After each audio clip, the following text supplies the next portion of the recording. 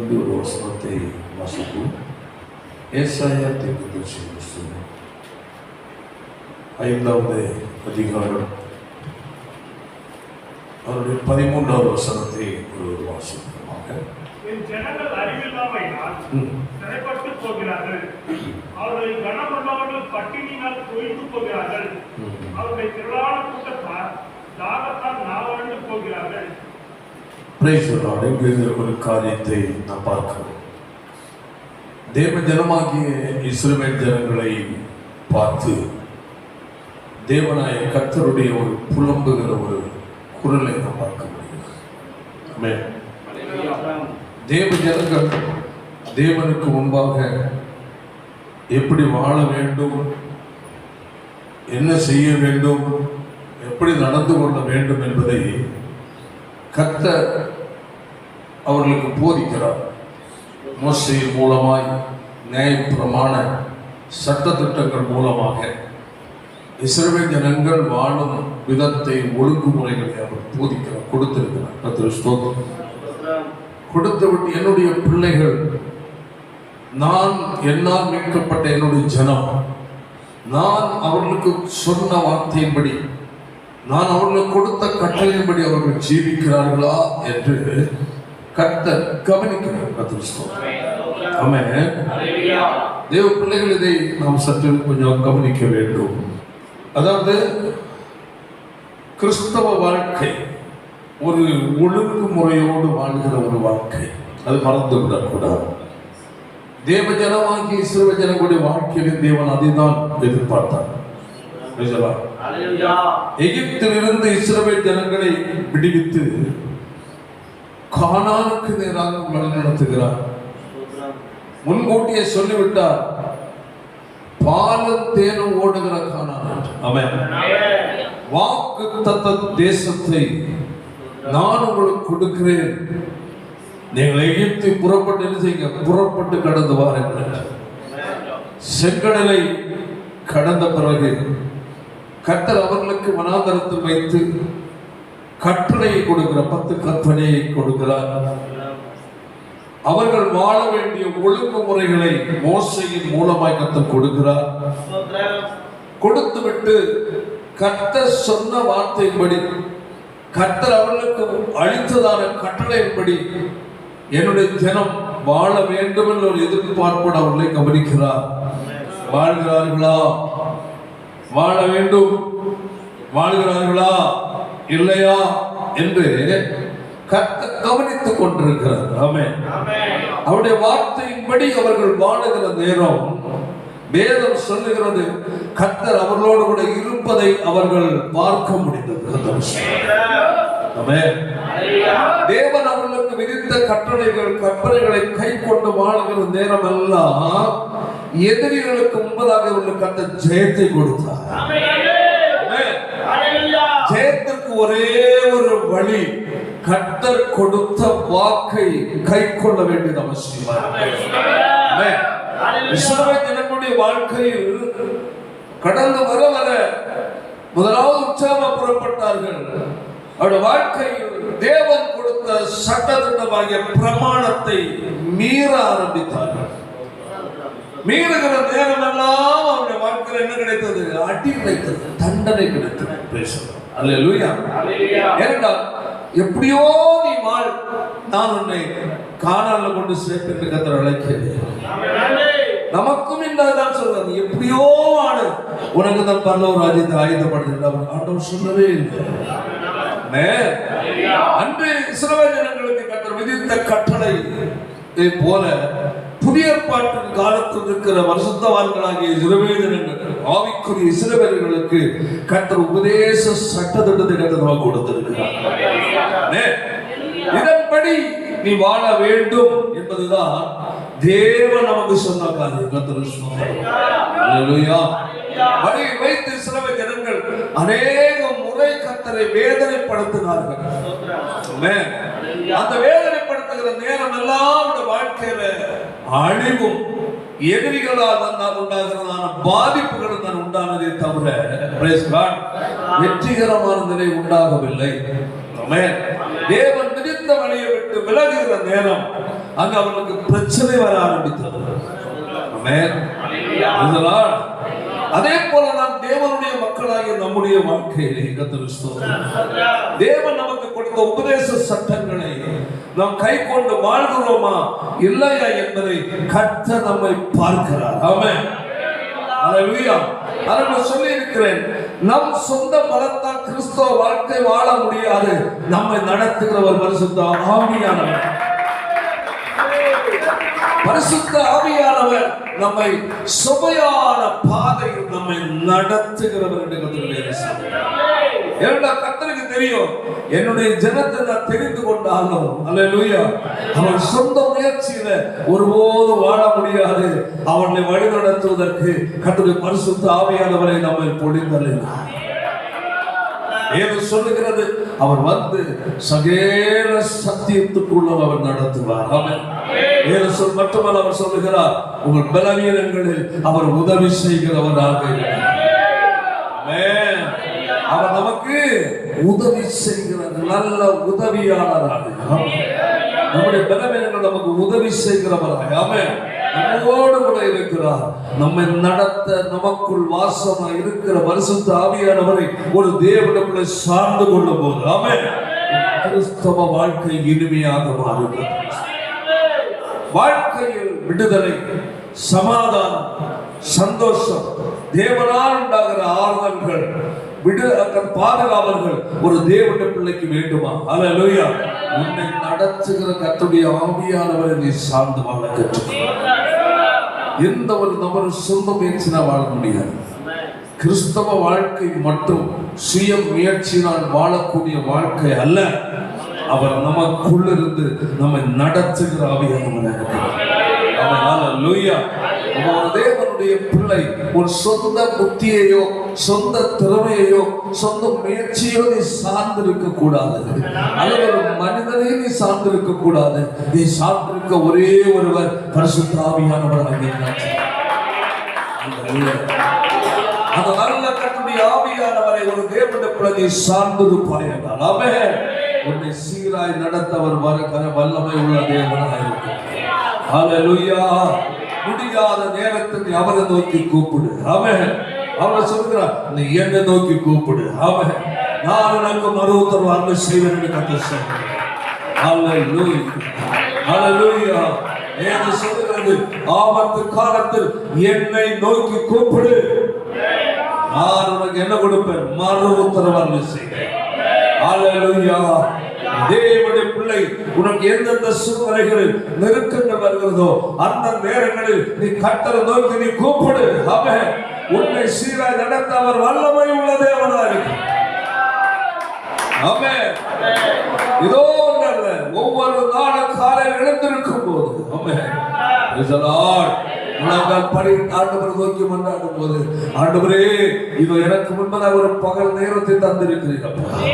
கழிந்த நாட்கள், கழிந்த இரவு முழுவதும் எங்களை பாதுகாத்தீர். இந்த புதிய நாளுக்குள்ள கொண்டு வந்து வைத்திருக்கிறீரப்பா. என் சொந்த பலத்தில் இந்த புதிய நாளை நான் கடந்து போக முடியாது. என் சொந்த முயற்சியினால் இந்த பகல் வேளை நான் வாழ முடியாது. ஆண்டவரே என்னோடு இருக்கிற நேச ஆவியானவர் ஆமென் என்ன நீர் வழி நடத்தி சொல்லுவீராக என்று சொல்லி கர்த்தருடைய கரத்தோடு ஒப்புக் கொடுக்கும் போது ஆமென் ஒவ்வொரு நாளும் நம்மை கரம் பிடித்து நடத்துகிற நல்ல தேவனாக ஆமென். தேவன் அதை நான் எதிர்பார்க்கிறார். என் பிள்ளைகள் என்னை நோக்கி பார்க்க வேண்டும். என் பிள்ளைகள் என்னுடைய உதவி அவர்கள் நாட வேண்டும். என் பிள்ளைகள் என் ஆலோசனை அவர்கள் கீழ்ப்படிய வேண்டும் என்று கர்த்தர் அதை தான் பார்க்கிறார். அல்லேலூயா. தேவனுடைய பிள்ளைகள் நம்ம நினைப்போம், எப்படி தேவனுடைய ஆலோசனை கேட்க முடியும், எப்படி நம்ம இது பண்றது, அப்படி அல்ல. அல்லேலூயா.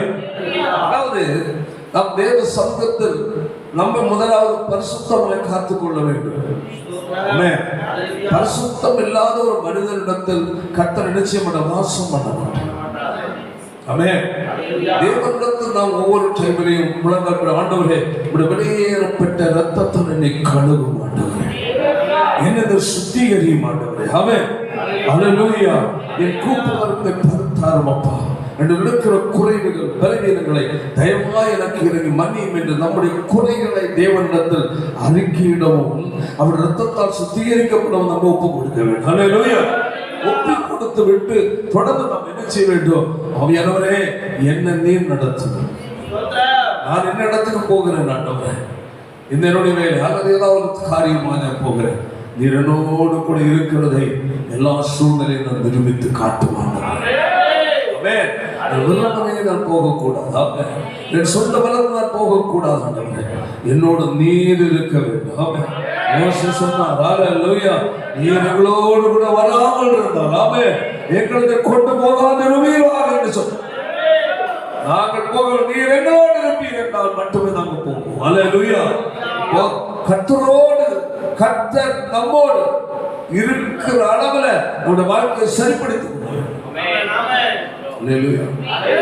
கிறிஸ்தவ வாழ்க்கை வெற்றிகரமாக இருக்கணுமா? உன் குடும்ப வாழ்க்கை இனிமையா இருக்கணுமா? வாழ்க்கை மகிழ்ச்சி நிறைந்த ஒரு வாழ்க்கை நீ வாழ வேண்டுமா? ஆவியானவரோடு வாழ நீ கற்றுக்கொள்ளலாம். அவருடைய உதவியை நீ நாடு. என்னை நடத்தும் ஆண்டவரே, ஆண்டவரே என்ன நீ நடத்தும் ஆண்டவரே. நான் தனிமையா கடந்து சொல்ல முடியாது. போராட்டம் நிறைந்ததான் அந்த உலகம், பிரச்சனை நிறைந்த இந்த உலகம், பாவம் அக்கிரமம் நிறைந்த இந்த உலகத்தில் என் சொந்த பலத்தை நான் வாழ முடியாது ஆண்டவரே. அல்லேலூயா. யார் கர்த்தரிடத்தில் உதவியை கேட்டு அமர்ந்திருக்கிறீர்களோ அவனை அந்த சீராக நடத்துவார். ஆமென். Praise the Lord. கைகளை தலையில சொல்லுவோமா?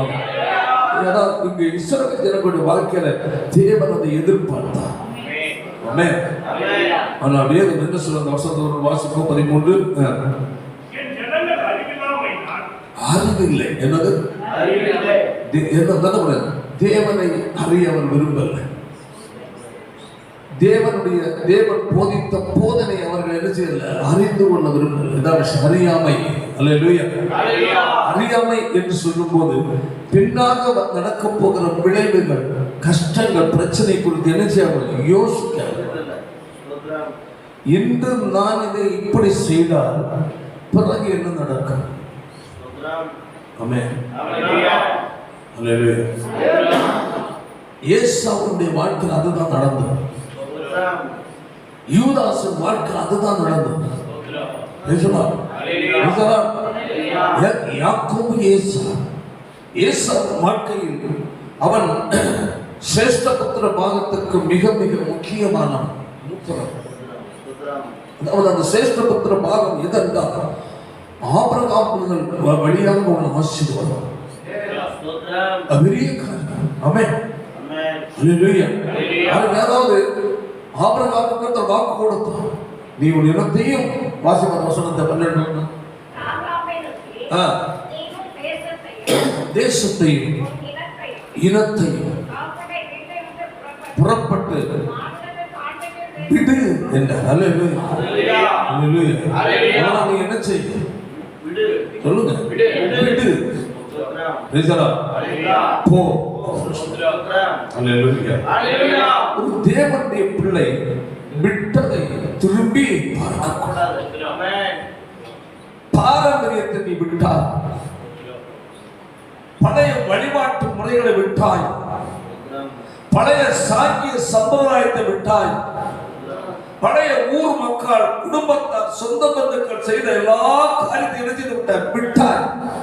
விட்டாய் என்றால் விட்ட காரியத்தின் மேல் ஒரு தேவனுடைய பிள்ளைக்கு ஒரு பெரிய ஒரு வெறுப்பு ஏற்பட வேண்டும். வெறுப்பு ஏற்படாமல் இருக்கிறது வரையிலையும் உன் இறுதியும் மீண்டும் அங்கு சாய்வதற்கு ஒரு வாய்ப்பு இருக்கு.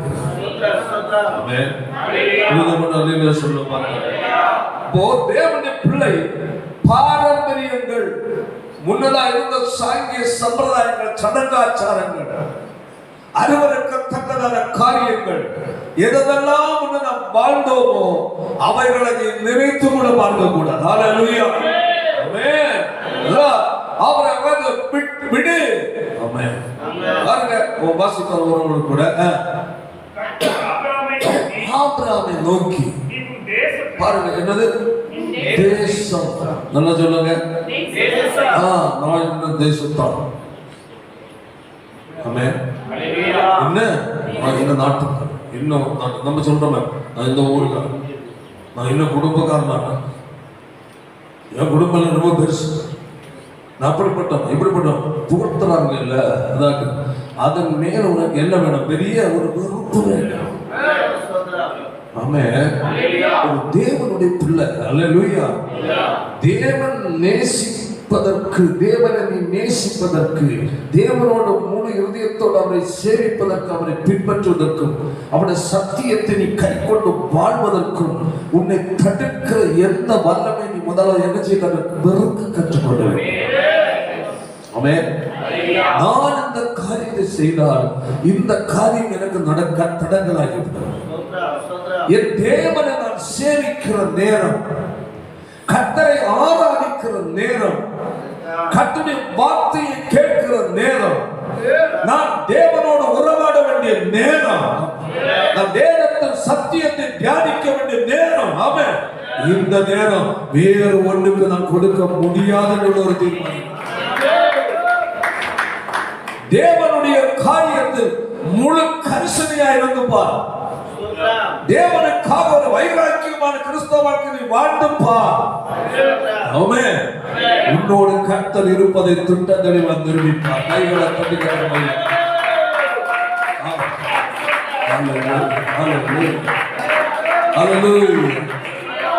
தேவன் நம்மை ஒருபோதும் கைவிடாதவராக இருக்கிறார். ஆமென். நீ நினைக்கலாம், நான் தனிமையா இருக்கிறேன், என்னுடைய ஊர்ல குடும்பத்தில் யாரும் எனக்கு உதவிக்கு இல்லை என்று நீ நினைக்கலாம். அல்லேலூயா. ஆமென். ஒன்று மறந்து கொள்ள கூடாது. ஆமென். வானத்தை பூமி உண்டாக்குற தேவனாய கர்த்தரோடு கூட இருக்கிறார். மனிதர்கள் உன்னை வெறுக்கலாம், மனிதர் உன்னை குறைவாய் கணக்கிடலாம், மனிதர் உன்னை சாதாரணமாக நினைக்கலாம். சர்வ வல்லமையுள்ள தேவனாய கர்த்தரோடு கூட இருக்கிறார்.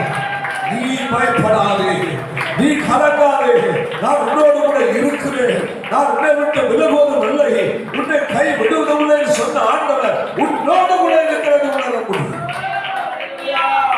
தனிமையாய் நான் நின்ற போதும் தவறாமல் நடத்தின தேவன், தனிமையாய் நான் நின்ற போதும் தவறாமல் நடத்தின தேவன், தேவன் ஒருபோதும் கைவிட தேவன், என்னை ஒரு நாள் மறந்தின தேவன், ஒருபோதும் கைவிட தேவன், என்னை ஒரு நாள் தேவன். பதறலை தள்ளின போதும் பதறாமல் நடத்தின தேவன், பதறலை தள்ளின போதும் பதறாமல் நடத்தின தேவன், தேவன் ஒருபோதும் கைவிட என்னை ஒரு நாளும் தேவன், ஒருபோதும் கைவிட தேவன், என்னை ஒரு நாளும் நம்மை மறவாத ஆண்டவர். உலகத்தில் மனிதர்கள் ஒன்றை சொல்லிவிட்டு மறு நேரம் அவர்கள் ஒன்று செய்ய மாட்டார்.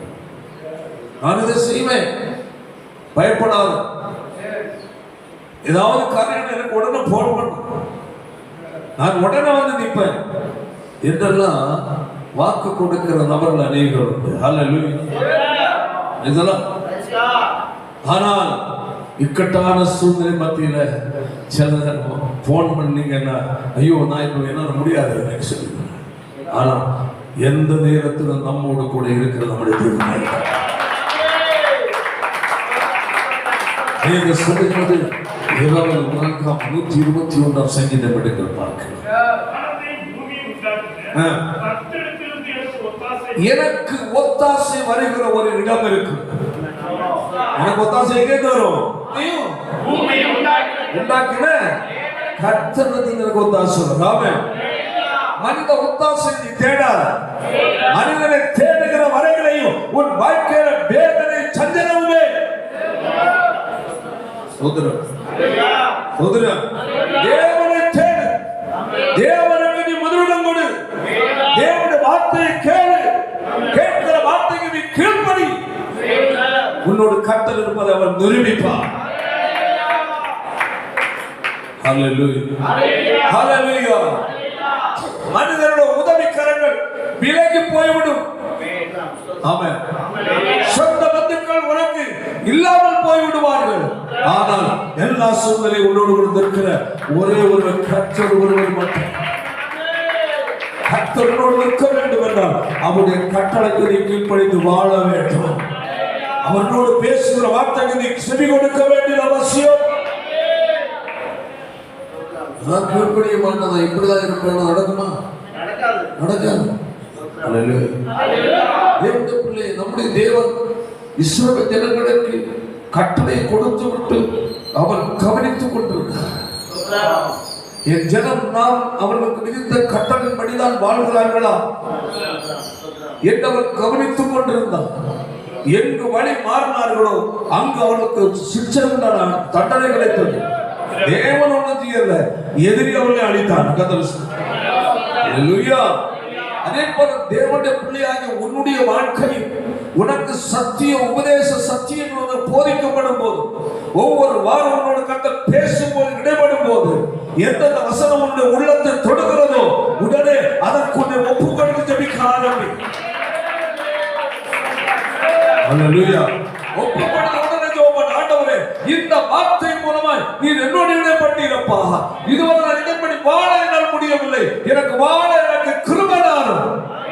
எனக்கு உதவி செய்யும் ஆவியானவரே என்று கேட்டுப்பா. உன்னை சீராய் நடத்தும். அதாவது கேட்டுட்டு திமிர் பிடிச்சிட்டு இருக்கிறாங்க, அவங்கள அடிமேல் அடி கிடைக்கும். ஏதோ சொல்றது மூடலை கிடைச்ச முதுகு பிறப்புன்னு இருக்கலாம். கேட்டுட்டு அலட்சியமா போறான் இல்லையா? அதான் சொல்லப்பட்ட என் ஜனம் அறிவில்லாமல் என்னது,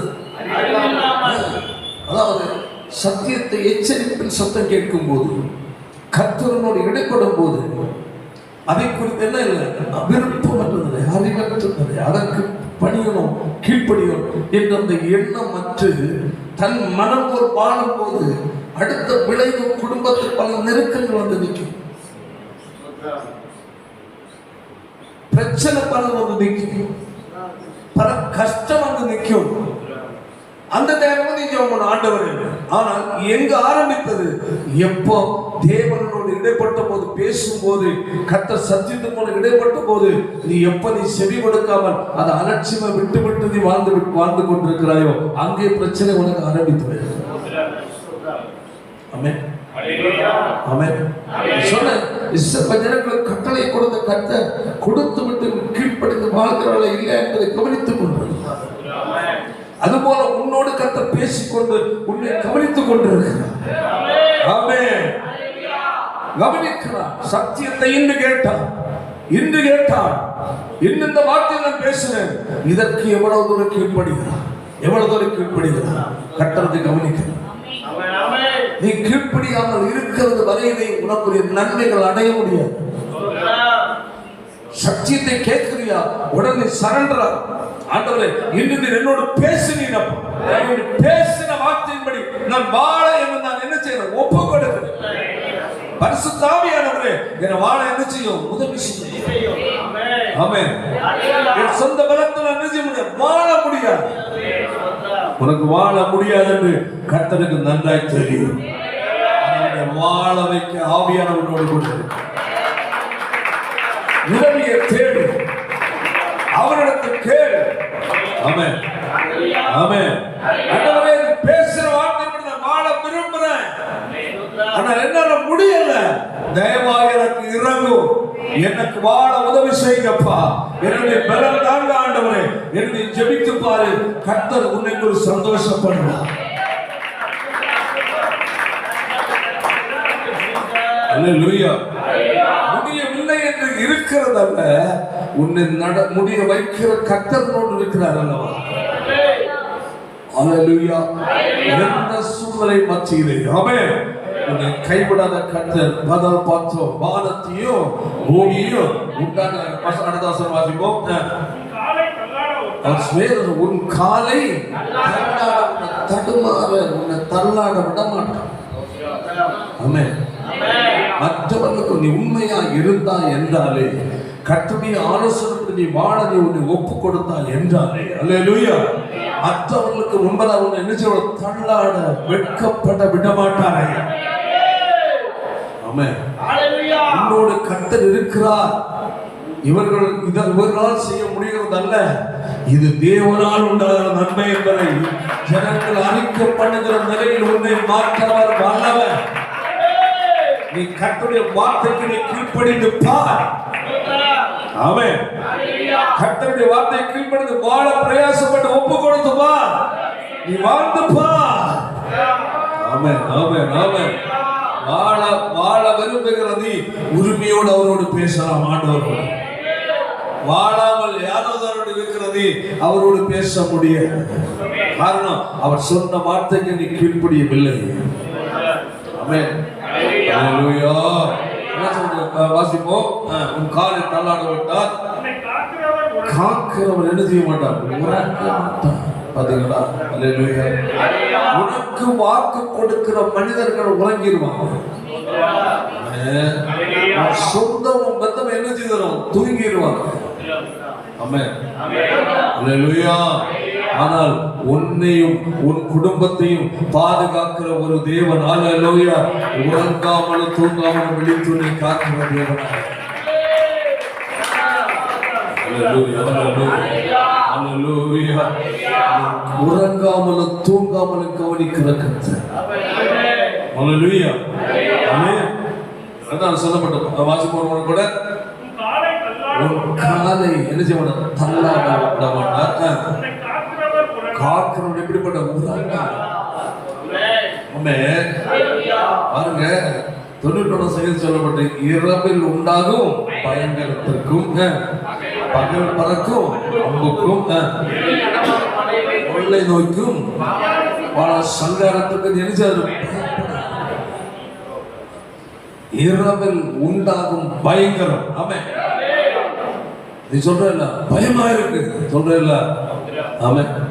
எப்படி இருக்கு அந்த பயம்? அப்படிப்பட்ட பயம் இன்னும் பயங்கரமான சம்பவம் எதுக்கு பயப்பட தேவையில்லை. அதாவது ரட்சித்த கர்த்தர், உன்னை தெரிந்து கொண்ட கர்த்தர், நீ ஞானசானம் எடுத்த உடனே, அல்லேலூயா, நீ அவரை ஏற்றுக்கொண்ட உடனே அவர் உனக்குள்ளே கடந்து வந்திருக்கிறார். நீ உன் வீட்டில் தனியா இருந்தா கூட அங்க நீ தனிமையில் இல்லை, அங்க கர்த்தர் இருக்கிறார். ஒரு தேவனுடைய பிள்ளைக்கு இந்த தெளிவு கட்டாயம் இருக்கும். ஆமென். என் வீட்டில் நான் தனித்து அல்ல. அல்லேலூயா.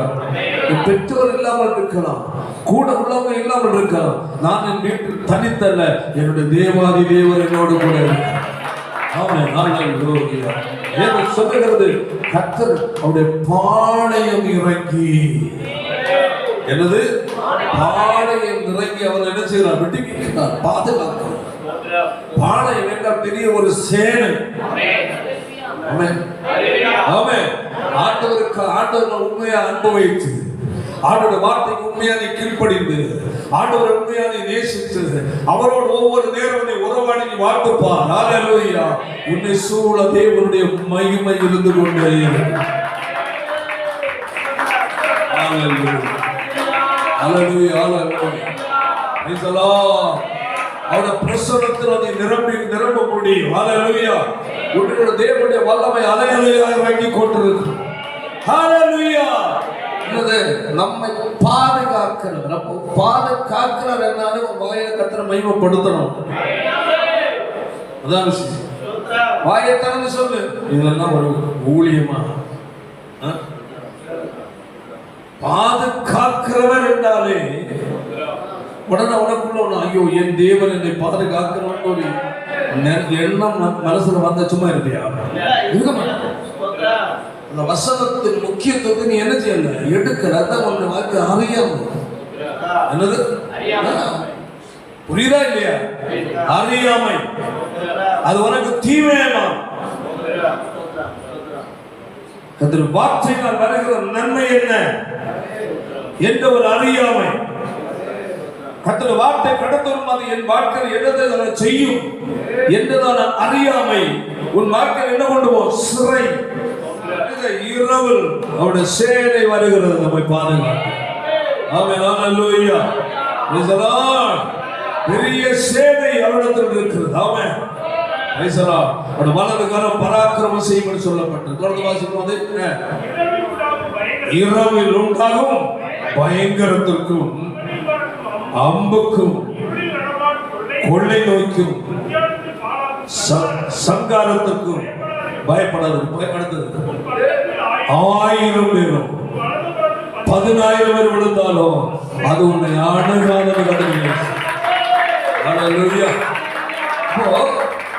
இந்த வார்த்தை உனக்கு நேராக கடந்து வருகிறது என்றால் அல்லேலூயா, உன் வாழ்க்கையை அதை அனுபவமாக்கி கொள்ள வேண்டும். ஆண்டவரே, இந்த வார்த்தை சொல்லுகிறதே இப்படி. ஆமென்.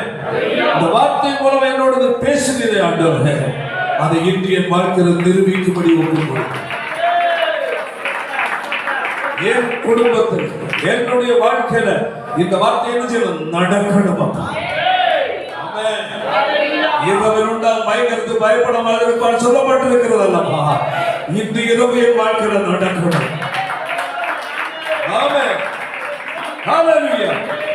உன்னுடைய வீட்டுக்குள்ள நின்று நீ ஜெபம் பண்ணு. ஆமென். கைகளை தலையில சொல்லும். உன்னுடைய வீட்டுக்குள்ள நின்று நீ ஜெபம் பண்ணு. ஆமென் ஆமென். இந்த வீடு நீ எனக்கு தந்த வீடப்பா.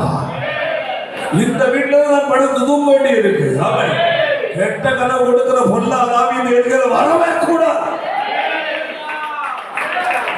நீர் என் வீட்டின் தலைவர். இந்த வீடு உமக்குரியது. நீர் எனக்கு இந்த வீட்டில் நீர் தான் இருக்கிறீங்க ஆண்டவர்.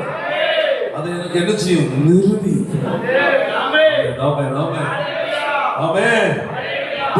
தேவனை ஜெபிக்க கற்றுக்கொள்ள வேண்டும். அல்லேலூயா. சத்தமா ஹல்லேலூயா.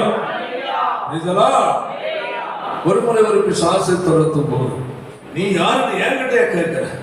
என்னுடைய ஏரியாவில் வந்து நீ என்கிட்ட கேட்கிறியா? வானமும் பூமி யாருக்கு சொந்தம் தெரியுமா? தேவனுக்கு. தெரியுமா உனக்கு? தேவன் குறிப்பிட்ட வட்டத்துக்குள் இருக்கிறவர் அல்ல, பூமியை நிரம்பி இருக்கிறது. இயேசுவின் நாமத்தில் உடனே போச்சு. அல்லேலூயா அல்லேலூயா. தேவனுக்குள்ளேயே ஒரு தீங்கு உனக்கு நேரம் கடந்து வருதா? ஏதாவது தொந்தரவு உடனே நீ சொல்ல வேண்டும், ஆண்டவரே இது உம்முடைய இடம். என்னது? நீர் தங்குகிற வீடு.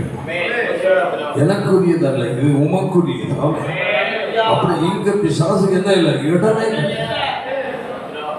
அவன் இப்பவே இந்த எல்கை விட்டு அவன் போனான். ஆமென். தேவனுடைய பிள்ளைகள் சவால் விட்டு ஜெபிக்க கற்றுக்கொள்ள.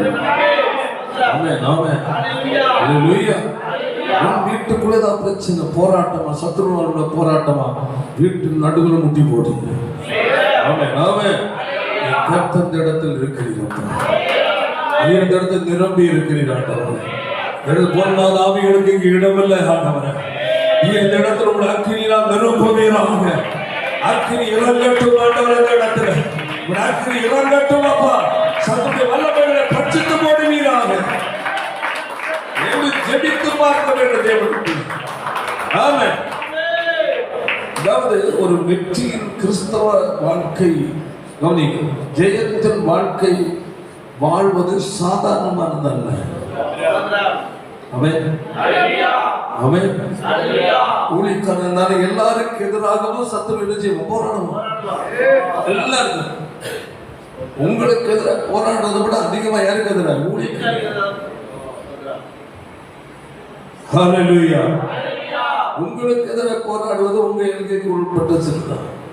எங்களுக்கு எதிராக மானவண்டது பொல்லதாய் பயங்கரமாக இருந்துச்சு. அல்லேலூயா. ஆனால் அதற்கு நாங்கள் சவால் விட்டு வாழ்கிற கூட்டம் ஊழியக்காரர். பொல்லாத சாத்தானே இங்க எதுக்கு வந்த இது யாருக்கு நடந்தது சொன்னா போய் தான் ஆகணும். தேவனுடைய பிள்ளைகள், அதாவது நீ தேவனுடைய பாதுகாவலை உரிமை கொண்டு சொல்லுகிறான், என் தேவன் நீர் என்னுடைய தேவன். எப்படி சொல்றா? நீர் என்னுடைய தேவன். வேறு ஒருவருடைய தேவன் நான் சொல்லுவேன். இப்போ ஆங்காங்கே இருக்கிற எல்லா மக்களும் உரிமை, நீர் எனக்கு சொந்தமான என்று உரிமை பாராட்டி ஜெபிக்க கற்றுக்கொள்ள. அப்ப நீர் எனக்கு சொந்தமான, நான் உமக்கு மட்டும் உடைய நபர். என்னிடத்தில் வேறு எதற்கும் இடமே கிடையாது. நீர் தான் எனக்கு எல்லாம். என்னோட தலைவர் தேவனிடம் ஜெபிக்க கற்றுக்கொள்ள வேண்டும். கையுடைய தலைவர் சொல். ஹல்லேலூயா. அதான் 121 சங்கீதத்தில் உள்ள மீதி பகுதி படிங்க. இஸ்ரவேலை காக்கிறவர் உறங்குவதும் இல்லை, தூங்குகிறதும் இல்லை, உன்னை காக்கிறவர். கையை தலைவர் சொல். சொந்த பந்தம் உன்னை என்ன செய்ய முடியாது, காக்க. அப்போ ராத்திரி தூங்க போ வீட்டுல நீ ஜெபிக்கும் போது சொல்ல வேண்டிய வார்த்தை, ஆண்டவரே நீர் என்னை காக்கிற தேவன்.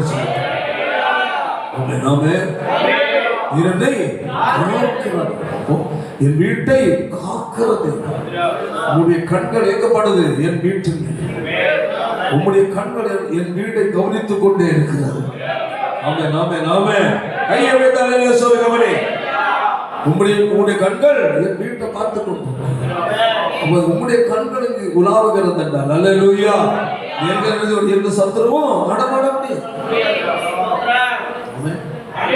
தேவனுடைய பிள்ளைகள் எல்லாவற்றிலும் தேவனோடு இப்படி பேசப்படும். அவரோடு பேசுவதற்கு பேர் தான் என்னது?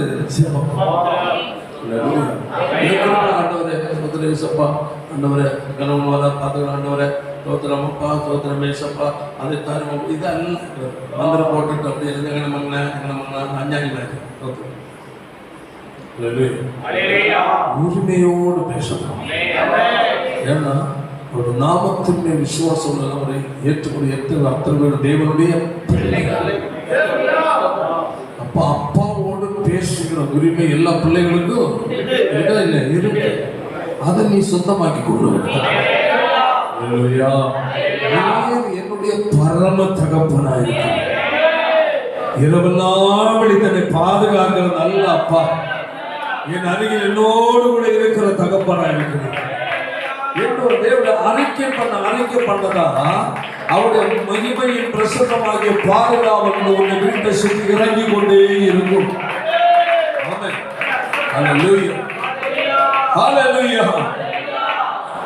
நம்ம உடனடியாக உணர முடியும். அந்த ஜெபம் நம்மளுக்கு உள்ள ஏறெடுக்கும் போது நம்ம உடனே புரிந்து கொள்வோம், இங்க யார் வந்தாச்சு, கர்த்தர் வந்தாச்சு, கர்த்தர் பிரசன்னம் வந்தாச்சு, எந்த கர்த்தர் இருக்கிறாராம். அந்த விசுவாசத்தோடு அந்த அறிவு இல்லை என்றால் தான் நம்முடைய வாழ்க்கையில பல சிறைகள் உண்டாகிறது. அந்த வாசகம், என் ஜனங்கள் அறிவில்லாமையால் சிறைப்படுறாங்க. என்னது சிறை? தேவன் என்னோடு கூட இருக்கிறார் என்ற ஒரு என்ன இல்லை, அறிவு. ஐயோ யாரும் இல்லை, தனியாக இருக்கிற சொல்லுவாங்க. எங்கேயோ போயிருப்பாங்க, ஏதோ ஊருக்கு அல்லது சொந்த ஊர்ல எங்கேயோ ஓடுறது, ஐயோ யாருமே இல்லையே, ஐயோ தனியார் இருக்கிறேன் என்று தேவனுடைய பிள்ளைகள் இல்லை. கோடான கோடி மனிதர் உன்னை சூழ்ந்து இருக்கிறதை பார்க்கிறோம். அது ஒரே தேவன் பல சந்தோஷம்.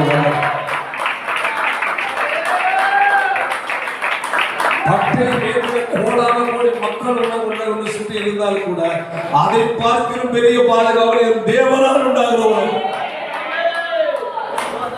அதை விசுவாசத்தை அறிக்கை பண்ணணும்.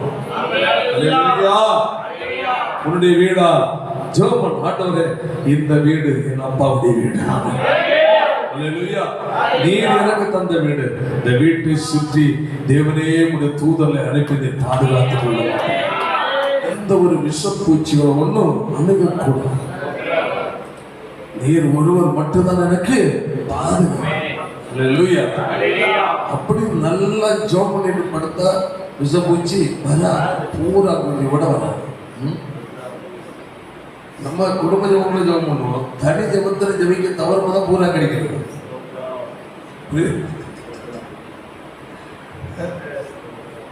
ஜோம் பண்ணு, ஏசப்பா அந்த இடம் பூரா என்ன தளிக்கப்படும், ரூம்ல ரத்தம் தளிக்கப்படணும். இதெல்லாம் நல்லா ஜோம் பண்ணி படுக்கணும். அப்பதான் தேவனுடைய பாதுகாப்பு நம்மளோட கூட இருக்கு. அல்லேலூயா. இதனால் அந்த அறிவு இல்லாம நான் வாழ்க்கை என்ன ஏற்படும், சிறை. ஆமென். பின்னதாய் நடக்கிற காரியத்தை குறித்து யோசிக்காமல் வாழ்க்கை. இனி எனக்கு என்ன நடக்கும், நம்ம இதை செய்தா நாளைக்கு என்ன நடக்கும், நம்ம இப்படி வாழ்ந்தா நாளை என்ன நடக்கும், நம்ம இல்லை கீழ்ப்படி இல்லையே, அவனுடைய வார்த்தை கீழ்ப்படியாக இருந்தா நாளை நம்முடைய பிள்ளைகளுடைய வாழ்க்கை என்ன மாதிரி. வேதம் சொல்லியிருந்தாங்க, என்னுடைய வேதத்தை மகத்தோடு நான் அவர்களை எடுத்து கொடுத்தேன். அவள் அதை எப்படி இருந்தா, அப்போ கர்த்தருடைய வார்த்தைக்கு நான் இன்னும் கீழ்ப்படி இல்லையே, நான் கண்டுகொள்ளாமல் வாழ்கிறேனே, இதன் விளைவை அனுபவிக்கிறது யாரு, பிள்ளைகள். அதான் விஷயம். நீ எதை விதைக்கிற அதையே நீ இன்று விதைக்கிற காரியம் நல்லதை விதைத்தாய். கர்த்தருக்கு பயப்படும் பயத்தை விதைத்தாயா, கர்த்தருடைய சத்தியத்தை கீழ்ப்படுகிற ஒரு மனநிலையை விதைத்தாயா, மக்களுக்கு முன்னதாக குடும்பத்தை விதைத்தாயா, அல்லேலூயா. அன்றாட வாழ்க்கை பரிசுத்தத்தை வாழ்கிற வாழ்க்கையை நீ விதைத்தாயா, தேவனுடைய வார்த்தையை கீழ்ப்படுதலாகி விதையை நீ விதைத்தாயா, இதனுடைய பலன் உன் பிள்ளைகள் அனுபவிப்பார்கள். நீ என்று நீ கீழ்ப்படியாமை என்றுள்ள விதையை விதைத்தாலே உன் பிள்ளைகள் நாள உனக்கு கீழ்ப்படியாது. இன்று கர்த்தருடைய சமூகத்தில் ஆண்டவர் பயப்படுற பயம் இல்லாமல் துணிகரமாக வாழ்கிற ஒரு நிலைக்கு இருந்தால் நாளைக்கு உன் பிள்ளைகள் தேவனுக்கு பயப்படாது, உனக்கும் பயப்படாது. புரியுதா இல்லையா? நாம் இன்று எவ்வளவு கர்த்தருக்கு பயப்படுகிறோமோ அந்த பயம் உங்கள் பிள்ளைகளுடைய வாழ்க்கையில கண்ட நாளைக்கு இருக்கும். நீங்கள் துணிகரமாய் தகாத வார்த்தைகளை பேசி கண்டபடி நீ வாழ்வாய் என்றால், உன் விருப்பம் வாழ்வாய் என்றால், நாளைக்கு அந்த விதைத்தது கட்டவரம் முளைத்து பலன் கொடுக்கும். அது உன் பிள்ளையின் வாழ்க்கையில வந்து சேரும். கவனமாக கையை தலையில சொல்லுங்க.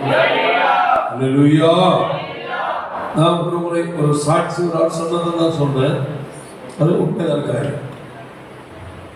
ஒரு பெரிய பணக்காரன் மட்டுமல்ல, பெரிய ஒரு ரவடி குடும்பம், பல ஏக்கர் சொத்துக்கள் நிறைந்த ஒரு மனுஷன். அந்த ஊர்ல அந்த மனுஷனுக்கு எல்லா மக்களும் நினைச்சவங்க பயப்படுவாங்க.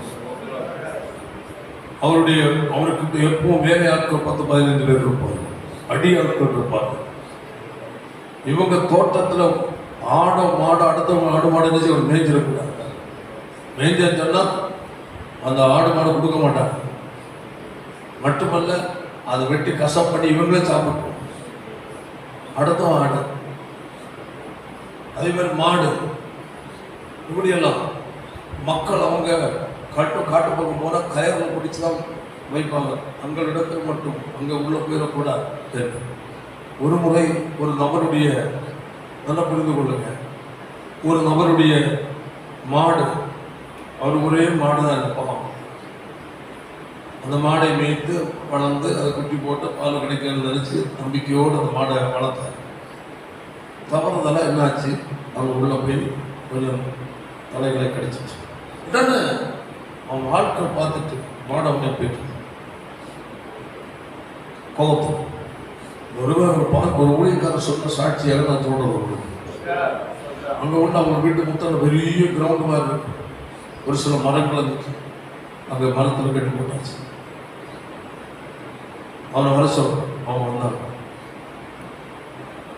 ஏற்கனவே பல சம்பவம் நடந்திருக்கு. பலருடைய ஆடெல்லாம் நாங்கள் சாப்பிட்டோம். என்னுடைய சொல் கொஞ்சம் கூட பையன் நான் துணிகர மாட்டேன், என்னோட சொல் கேட்காம நீ மாடை விட்ட. இந்த மாடு அவங்க கதை யார் ஒரு மாடு தான் உண்டு மன்னிச்சுக்கிறங்க, வேணாது காசு தான் ரெடி பண்ணி கொடுத்துட்றேன் இன்னும் அப்படியெல்லாம் பண்ணலாம். என்ன பண்ணியிருக்காங்கன்னா இவங்கள மரத்தில் 2 மரத்தில் கட்டி வச்சாச்சு. பிடிச்சி கொடுத்துச்சு. அவங்க கண்ணு முன்னையே அந்த மாடை உயிரோட தோல் உரிக்கும். என்னது? உயிரோட தோல் கதக்குறாங்க. இவங்க மாட்டு உரிமையான உயிரோட மாடை தோல் உரிக்கும். இந்த அடியா மாடு துடிக்குது. ஐயா தயவு செஞ்சு அது உரிச்சு உண்மையிலே அப்படியே விட்டுருக்கு. அப்படியே துடிச்சு மாடு அடிச்சு இவங்களை அடிச்சு அனுப்பி இவங்க ஒரு சாதாரண மனுஷன், உலக மனுஷன். இவங்க ஏதோ கடவுளே இவங்க ஏதோ ஒரு பாடியில கூப்பிட வச்சுருக்காங்க. அது ஒரு பக்கம் கூப்பிட்டதுனால என்ன இல்லை, செய்ததை கர்த்தர் பார்த்தார். அவருடைய பிள்ளைகளுடைய சன்னதி எல்லாமே ஹேண்டிகிராஃப்டா, வாய் பேசாதா, கண்ணு நடக்க முடியாதா, எல்லாம் குறையாதான் வரும். ஒருத்தர் கூட அந்த குடும்பத்தில் நல்ல சரீரம் நல்லபடியாக இல்லை. எல்லாமே குடும்பம் ஒன்று நம்ம என்ன நினைச்சு போச்சு. கடைசி அவங்களுடைய பேரன் ஒரு சந்ததி ஒருதை மட்டும் நல்லா இருக்கும். ஒரு நாள் ஜெபம் பண்ணப்போ ஏதோ சூழ்நிலை ஜெபிக்க போகும்போது சொல்லியிருக்கிறாங்க, தலைமுறையாக உள்ள சாபம் தொடர்ந்து அவனுக்கு புரியல. நான் ஒன்றுமே செய்யலை. அவன் சொல்றேன்னா நான் ஒன்றும் செய்யலை. மூதாதையர் செய்த துரோகம் உனக்கு சந்ததி கூட இவள் எல்லாரும் இப்படி இந்த குறை அவயவங்களாகவும் ஒரு மூளை வளர்ச்சியில்லாத இருக்க காரணமே மூதாதையர் செய்த துரோகம். பாருங்க, இந்த தொடர்ந்து பிடிக்கிறது விதைத்து அன்று விதைத்து கடைசியில் சொல்றாங்க அவங்களுடைய ஆட்கள் ஒரு ஆள் ஆமாங்க இப்படி செய்தாங்க. அந்த சாபம் தான் தொடரும். தகப்பன் செய்தான் பிள்ளைகளோடு நிற்கின்ற பேர பிள்ளைகள் மொழி தோணும். இப்போ நம்ம நினைப்போம் சிலர் செய்கிற தீங்குக்கு இவ்வளோ செஞ்சு நல்லா கிடையாது. இன்னைக்கு நல்லா இருக்கிறதை பார்க்க அவன் அது அவனுடைய சந்ததிகள் அறுப்பாங்க. அவன் அந்த சாபம் அந்த ஜெபிக்கு போனவங்க கத்திரவங்க வெளிப்படுத்தி சொன்னாங்க. கதறி அழுது ஒப்பு கொடுத்தாங்க. இயேசுவை ஏற்றுக்கொண்டாங்க. அந்த இயேசுவை ஏற்றுக்கொண்ட குடும்பம் மட்டும் இந்த நல்லா இருந்துச்சு. மற்றதெல்லாம் இப்போ மனுஷன் விதைப்பதை ஒரு நாள் அறுப்பான். அவன் போயிடுவான். பெற்றோர் செய்வது ஏதோ ஒன்று செய்வது தேவனுடைய எல்லாம் அதே தேவ பிள்ளைகளுடைய வாழ்க்கை. அல்லேலூயா. நாம் விதைப்பதென்றால் கர்த்தருடைய வசனம் நம்மளோடு பேசியும் எச்சரித்தும் அதை அலட்சியமாய் கண்டு கொள்ளாமல் அதை கேட்டு அதன்படி வாழ விரும்பாமல் நம் மனம் போல வாழ்வது, பாவம் செய்ய மாட்டோம், துணிகரமாக அலட்சியமாக சச்சி பாவமா வாரமா ஜெபம் அதெல்லாம் சொல்றதெல்லாம் நம்ம கீழ்படி முடியுமா, அப்படியெல்லாம் வாழ முடியுமா என்றதை எப்படி விட்டோம் சாதாரண. இது அவர்கள் வாழ்க்கையில் உள்ள பொருளாதாரத்தை பாதிக்கும். என்னது? வருமானங்கள், சரீர சுகங்கள், பிள்ளைகள் வாழ்க்கையில் பல நன்மைகள் என்ன செய்யப்படும்? தடுக்கப்படும். ஆனால் அவங்க புரிந்து கொள்ள இதனால தான் எங்களுக்கு இப்படி ஆச்சு. அப்படி இல்லை. நீ உனக்கு தேவன் பிரித்து விட்ட சத்தியத்தை உன்னோடு பேசிவிட்டார். நீ கை கொண்டு வாழ விட உனக்கு என்ன பண்ணிவிட்ட தேவன் உனக்கு சொல்லிவிட்டார். இதை செய்யாமல் இருந்ததால் தான் இந்த விதை இங்க வந்திருக்கிறது என்பதை யாராவது சொன்னா கூட அவனுக்கு கோபம் வந்துடும். அவனுக்கு அவனுக்கு ஒரு எண்ணம், நான் எது சர்ச்சை வேற சர்ச்சை வேற எங்க வேற இயேசுவா அநேகருக்கு ஒரு எண்ணம். இங்க வேற சர்ச்சை வேற அங்க யாரா உலகத்து ஒரே தெய்வம் இயேசு. ஆமென். உலகம் பூரா இருக்கிறது கிறிஸ்துவ சரீரமாகிய சபையாகும். இங்க இல்ல, எங்க வெளிநாட்டுல போய் நீ இருந்தாலும் அங்கேயும் கத்தர் கிரியை செய்கிறார். நீ துணிகரமா இருந்தவன் நீ வெளிநாட்டில் போய் பதுக்கி கொண்டாலும் கூட அதே தேவன் நம்ம எங்கு சென்றாலும் தேவனுடைய தண்டனை. சபை மாற்றி கொண்டதால் ஒருபோதும் வாழ்க்கையில நன்மை கிடைக்காது. அங்கேயும் அதே தேவன் நாம கிரியை செய்கிறார். எங்க இருந்தாலும் தேவனை விட மாட்டோம். அதாவது கேட்கும் போதே மனம் திரும்பி நீ தேவ சபையில் உன்னை ஒப்பு கொடுத்தன செய். மனம் திரும்பி ஒப்பு கொடு. அதைதான் தேவனை எச்சரிக்கிறார். கடிந்து கொள்ளும் போது, கண்டிப்பாய் போதிக்கும் போது, தவறுகளை எச்சரித்து பேசும் போது இறுதி கடினப்பட்டு சபை விட்டு சபை போறதல்ல, சபையினதை மனம் திரும்பி ஒப்பு கொடுத்து ஜெபிக்கிறதுக்காக கர்த்தர் எச்சரிக்கிறார். சபை விட்டு சபை போற சாபம் தொடரும். தேவனுடைய கோபம். நாங்க வேற சர்ச்சைக்கு போறோம், போயிட்டு அங்க பந்தி எடுக்கிறது. நீ விஷம் குடிக்கிற தேவனுடைய சபையை துரோகம் பண்ணி விட்டு கீழ்ப்படியாம காட்டி போய் பந்தியாது விஷம் பாய்சன் உனக்கு. ஏன் ஒரு ஊழியக்காரனை துக்கப்படுத்தி விட்டு ஒரு சபையின் மக்களை நீ வேதனைப்படுத்தி விட்டார். அவளை வேதனைப்படுத்தி விட்டு நீ போய் புசிப்பது அப்பமும் திராட்சரசம், அது என்ன அல்ல, கிறிஸ்துவ சரீரம் அல்ல, அது உனக்கு ஒரு விஷம் பாய்சன். இப்படி வியாதியில் அகப்பட்டிருக்கிற அநேகரை நான் பார்த்து சொல்றேன். அல்லேலூயா. நீ செய்ய வேண்டியது அப்படி தாவி போறதல்ல, மனம் திரும்பி தேவ சபையில ஒப்பு கொடுக்க வேண்டியது. ஆவியானவர் ஒரு மனிதனை குறைய சுட்டி காட்டுறாரு, உடனே ரெடி ஆயிட்டு வச்சுக்க. கர்த்தர் பெரிய சந்தோஷப்படுவார். பாவங்களை மறைக்கிறவன் அறிக்கை செய்து விட்டு விட. நீ யாரையும் சாதாரணமானவராக இருக்கிற பெரியாளர் துக்கப்படுத்துற மாதிரி நடக்காத. யாரை குறித்து நீ எரிச்சலாக இருக்க காரணம் அவர்களையும் கர்த்தர் அவருடைய ரத்தத்தை மீட்டார். அவர்கள் கொண்டிருக்கிற ஆவியானவர் அதே ஆவியானவர், உனக்கு கொண்டிருக்கிறவன் அதே ஆவியானவர். உலகம் முழுவதும் எல்லாருக்குள்ளே ஒரே வருஷம் ஆவியானவர். அந்த ஆவியான துக்கப்படுகிறார் என்றாலே அமே யாரிடத்தில் தெரியாத நபரா இருக்கலாம். அமே அது கர்த்தருடைய பார்வை தவறாய் மாறிவிடும். தேவ பிள்ளைகள் அவ்வப்போது உள்ள காரியத்தை கரெக்ட் பண்ணுறாங்க. புரியுதா? காலில் எழுப்புறவங்க பல்லு விளக்குறீங்களா இல்லையா? பல்லு விளக்குறது விளக்கிட்டு சாப்பிடணும் இல்லையா? காலை கடன் பார்த்தீங்களா? இப்படி பல காரியங்கள் அந்த வாழ்க்கையில் அந்த நேரத்தை கரெக்ட் பண்ணி போகிறோம் என்றாலே அந்த வாழ்க்கை சரியாக போயிட்டு தான் இருக்கும். கண்டுக்கடா விட்டாங்கன்னா கடைசியில் அந்த உனக்கு சிலையாக இருக்கும். வாழ்க்கையில் ஒரு சின்ன தவறு அப்போ பேருந்து கரெக்ட் பண்ண குறை இல்லாத மனிதர்கள் இல்லை. பாவம் செய்ய மாட்டோம் என்னுடைய பிள்ளைகள். குறைகள், சில பலகீனங்கள், அறியாமைகள் வாழ்க்கையில் வரும். அப்படி எது வந்தாலும் உடனடி ஆண்டவர் இந்த சம்பவம் உண்மை துக்கப்படுத்துவதற்காக, உண்மை வேதனைப்படுத்துவதற்காக நான் பேசினேன். நல்லா நடந்து கொண்டார், என்னை மன்னிச்சிருக்கப்பா. குறிப்பிட்ட எந்த நபர் என்று நீ துக்கப்படுத்தினேன், அவங்க இறுதி காயப்பட்டதா, அதில் அவங்க துக்கமாக இருக்கிறாங்களா, சமாதானமாக அவங்களோட வருத்தமாக இருக்கு, உங்களை பேசிட்டேன், இப்படி செஞ்சுட்டேன், மன்னிச்சு விடுங்க என்ற ஒரு வார்த்தை கேட்கறதுனா உண்மையான தேவனுடைய பிள்ளை கேட்பாங்க.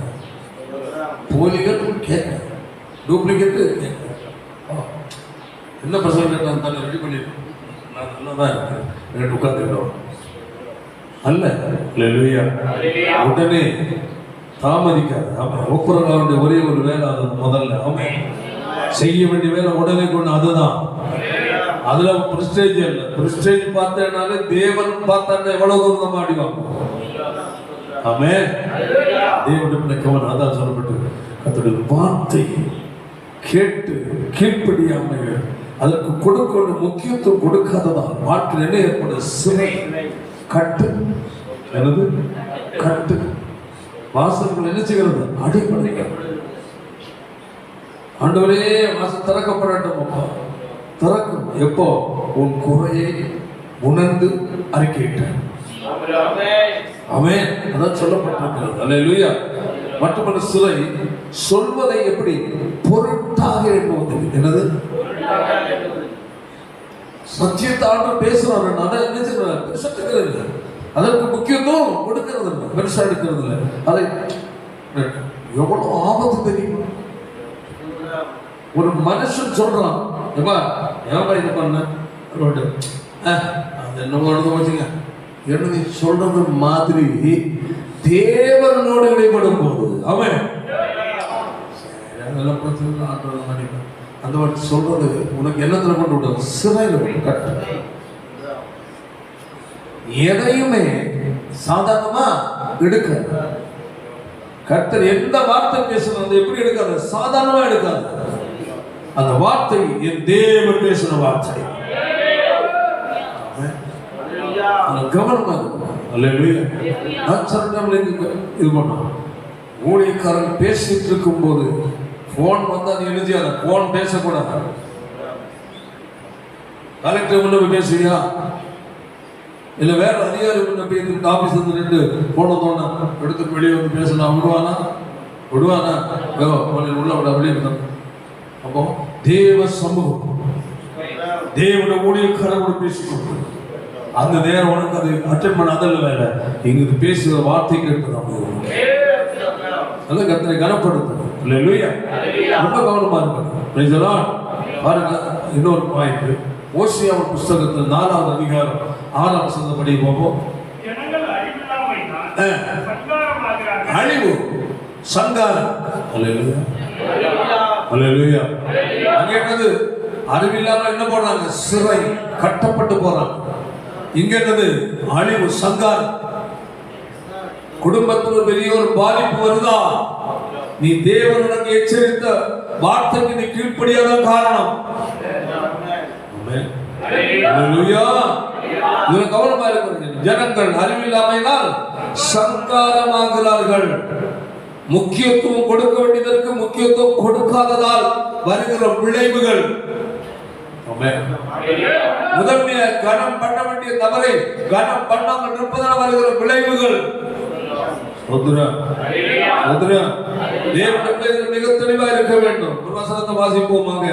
அதனுடைய ஓசியாவின் புஸ்தகத்துல 7வது அதிகாரம் 8லிருந்து ஒரு சில வசனம் வாசிப்போம். கலந்திருக்கிறான், திருப்பி போடாத சொல்லு. என்ன அப்போ? அப்போ சட்டியில ஊத்தி இருக்குன்னா கல்லுல அது என்ன செய்யணும்? திருப்பி போடவில்லை என்றால் ஒரு பக்கம் வந்திருக்கும். சபை ஆண்டவரை ஏற்றுக்கொண்ட ஒரு தேவனுடைய பிள்ளை அவன் தேவனோடு மட்டும்தான் உனக்கு ஐக்கியம். அவன் சபையில் உள்ள பரிசுத்தவான்களோடு மட்டும்தான் உனக்கு ஐக்கியம். அவன் உலக மனிதனோடும் ஐக்கியம் வைத்து சபையோடு ஐக்கியம் வைத்து போவாய் என்றாலே நீ திருப்பி போடாத. அப்போ அத பலவிதமான தீமைகளை சந்திக்க வேண்டியவர். நீங்களுக்கு தேவனுடைய ஊழியக்கான ஆலோசனை முக்கியம் அல்ல, உலக மனிதனும் ஆலோசனை முக்கியம். ஆனா ஒன்று புரிந்து கொள்ள வேண்டும், நாளைக்கு அதில் அவனுக்கு ஒரு கண்டி வரும்.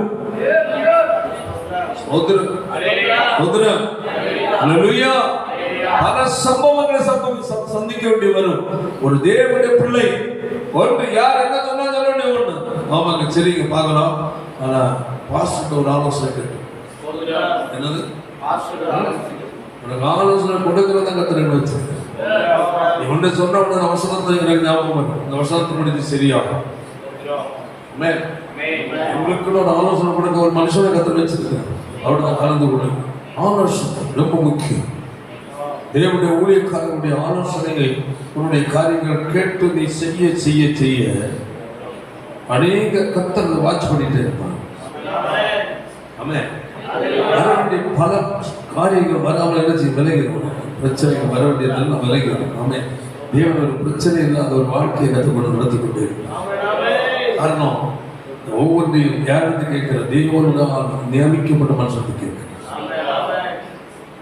எல்லா ஊழிய காரணம் அல்ல. அதாவது பரிசுத்த ஆவியானவரால் ஆளுகை செய்யப்பட்டு நடத்தப்படுகிற உண்மையான அழைக்கப்பட்ட ஊழியர்கள் சொல்லுகிறார். எங்கிருந்தாலும் என்னன்னு கேட்டால் அவங்க சுய நலனுக்காக அவங்க சொல்லுவாங்க ஆலோசனை.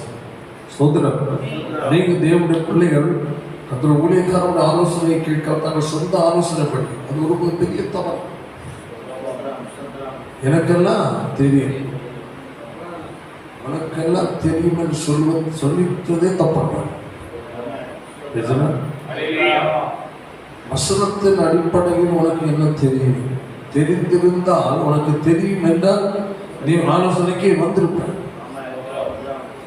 தேவனுக்குள்ள எதை அப்படி செய்து பழகுகிறது. நான் இப்போ சொல்லுகிறது இது முக்கியமான வேண்டாம். நாளைக்கு பல விளைவுகள் வரும். அப்போ நீங்க யோசிப்பீங்க, சரி ஒரு வார்த்தை பாசத்தில் கேட்டிருக்கிறேன். தேவனுடைய பிள்ளைகள் ரொம்ப கவனமா இருக்கு. அல்லேலூயா. சொந்த விருப்பம், சொந்த எண்ணங்கள் தான் நமக்கு பல கண்ணியை கொண்டு வரும். சொந்த ஆசைகள் தான் நமக்கு ஆபத்தை கொண்டு வரும். சொந்தக்காரங்களுடைய ஆலோசனை நம்மளை படுகொலை கொண்டு தரணும். சொந்தம் உனக்கு ஒரு மனிதன் முக்கியம், சொந்தமோ பந்தமோ அவங்க முக்கியம். உனக்கு தேவன் முக்கியம், தேவனால் நியமிக்கப்பட்ட ஊழியக்காரர் முக்கியம். அல்லேலூயா. சொல்லப்பட்டிருக்கிறது திருப்பி போடாத அப்போ உலக பந்தம். மாம மச்சான்னு சொல்லிட்டு அங்க பந்தம், மாம மச்சான் அவர்களை எங்க வைக்கணுமோ அங்க எங்க கொண்டு வராத உள்ள கொண்டு. ஆவிக்கிற வாழ்க்கைக்கு பாதிப்பு ஏற்பட்ட அளவில், கிறிஸ்தவ வாழ்க்கைக்கு பாதிப்பு ஏற்பட மாம மச்சான கொண்டுறாங்க, சித்தப்பு பெரியப்பா கொண்டுறாங்க. அவன் அங்கதில் ஹல்லேலூயா. எனக்கு ஆலோசனை கொடுக்க தேவன் நியமித்திருக்கிறார். அவங்க ஆலோசனை நான் செய்வேன் என கூட தெரியல. ஆமென். அதான் விஷயம். என்ன நடக்குது? அதான் விஷயம். ஒரு பக்கம் பச்சை மாவு, ஒரு பக்கம் வெந்திருக்கு. இதான் இங்கேயும் வந்தவன கை தட்டிக்கிறது, அங்கேயுமே அவன் திருப்பி கோவிந்தா போட்டுக்கிட்டு இங்க வந்த ஆவி வந்து பயங்கர அறிகுறியா. நான் வந்து பயங்கர மச்சல் இருக்கு எல்லாம் விழுந்துக்கிட்டு புரண்டு பக்கத்து அதற்கு சாசா நம்ப கூடாது. சாசம் பரிசுத்தம் கிடையாது. அப்போ எல்லாரும் பண்ணிட்டு போவாங்க. ஆனா இங்கேயும் வருவாங்க, ஆனா அங்கேயும் வேற. அது ஒரு தேவனுடைய பிள்ளை வாழ்க்கை. என்னது? தேவன் செய்வது தடுக்கப்படும். தேவன் உன் பிரச்சனைக்காக மனிதனை பார்த்து ஆலோசனை கேட்க சொல்லவே இல்லை. ஹல்லேலூயா. வேதத்தின் அடிப்படையில் ஆவியானவர் கொடுக்கிற ஆலோசனை தேவனுடைய ஊழியர்கள் மூலமாக கேட்க வேண்டும். ஆமென். அதான் முக்கியம். சரி, அடுத்து பாருங்க, ஓசியா 7:11 படிப்போம். பேதையான புறா. என்னது? அதமா சொல்லுங்க. பேதையான, பேதை என்றால் எப்படி செயல்படும் பாருங்க, சொல்லுவோம்.